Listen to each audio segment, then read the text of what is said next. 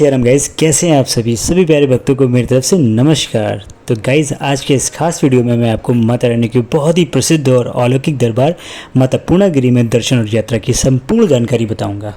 अगर आप माता रानी के दर्शन करने के लिए पूर्णागिरी आने की प्लानिंग बना रहे हैं तो आप एकदम सही वीडियो देख रहे हैं। गाइज आप लोगों को रुकने के लिए होटल या धर्मशाला कहाँ पर लेना चाहिए, दर्शन और यात्रा का सही तरीका क्या है, यहाँ पर दर्शन करने के प्रमुख स्थान कौन कौन से हैं, खाने पीने की व्यवस्था कैसी है और वीडियो के लास्ट में बात करेंगे संपूर्ण बजट की।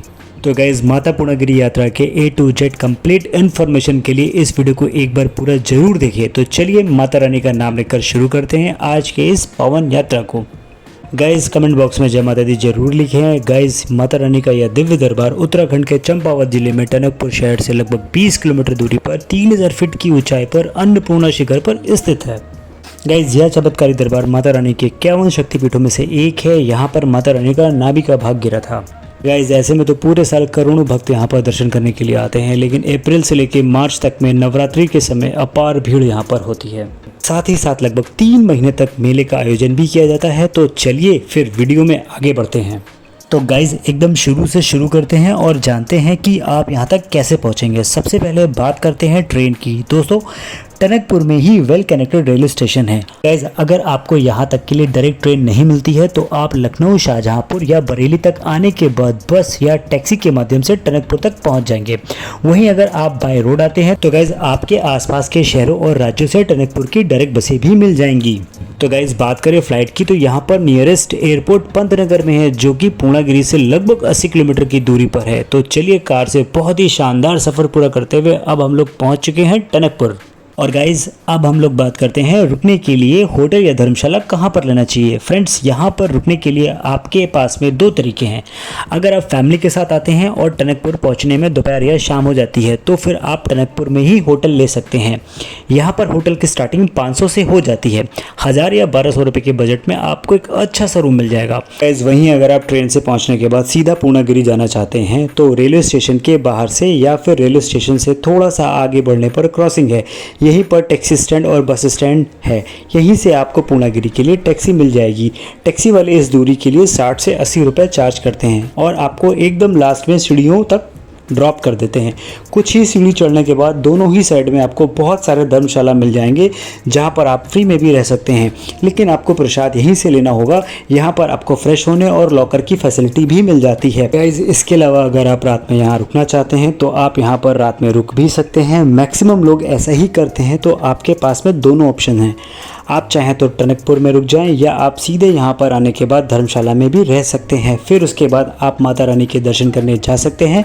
तो चलिए बहुत ही शानदार पहाड़ी रास्तों को पार करते हुए अब हम लोग पहुँच चुके हैं पूर्णागिरी।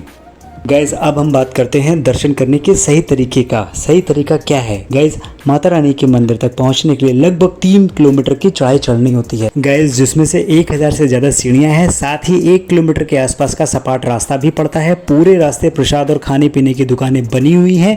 तो चलिए फिर फूल माला और प्रसाद लेकर सीढ़ियों को पार करते हुए लाइन में लगकर माता रानी का जयकारा लगाते हुए मंदिर में प्रवेश करेंगे। माता रानी के अलौकिक रूप के दर्शन कर आशीर्वाद प्राप्त करेंगे। माता रानी आपकी सभी मनोकामना को जरूर पूरा करेंगी।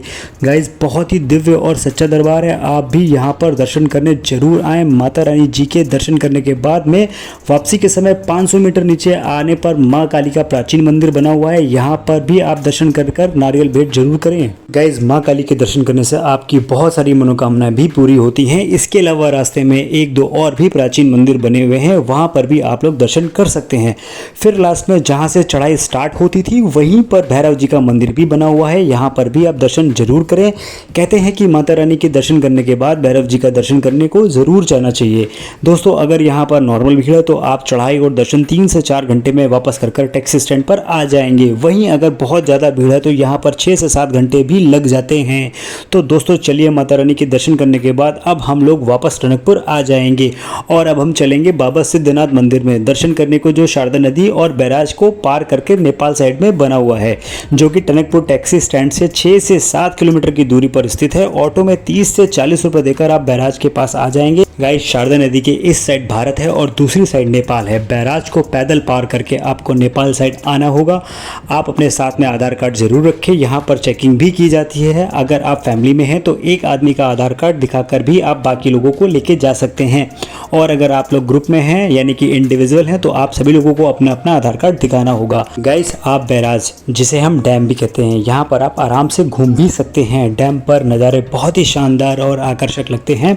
यहाँ पर आप अपनी प्यारी प्यारी फोटो भी शूट कर सकते हैं। तो चलिए डैम को पार करके अब हम लोग नेपाल साइड आ चुके हैं। यहाँ से सिद्धिनाथ मंदिर की दूरी लगभग 1 किलोमीटर रह जाती है, जिसे आप पैदल भी पूरा कर सकते हैं या फिर आप बाइक से भी जा सकते हैं। अगर गाइस आप लोग 2 से 3 लोग हैं तो बाइक वाले आपसे 10 रुपये पर पर्सन चार्ज करेंगे। वहीं अगर आप अकेले हैं तो वो आपसे 30 रुपये तक भी चार्ज कर सकते हैं। तो चलिए नेपाली मार्केट को पार करते हुए अब हम लोग आ चुके हैं मंदिर के पास में। गाइस यहाँ पर बहुत ही प्राचीन ब्रह्मदेव जी का वृक्ष है जो कि विशाल और दूर तक फैला हुआ है। आप यहाँ पर बाबा सिद्धनाथ जी के बहुत ही आराम से दर्शन प्राप्त कर सकते हैं। परिसर में ही और भी मंदिर बने हुए हैं जहाँ पर आप महादेव और विष्णु भगवान जी के भी दर्शन प्राप्त कर सकते हैं। गाइस यहाँ पर मंदिरों को विशेष शैली में बनाया गया है, साथ ही साथ परिसर को बहुत ही खूबसूरती से सजाया गया है। यहाँ पर दर्शन करके आपको बहुत ही शांति मिलेगी। तो गाइस अगर आप चाहे तो यहाँ पर बैठकर सुकून भरे पलों को भी बिता सकते हैं।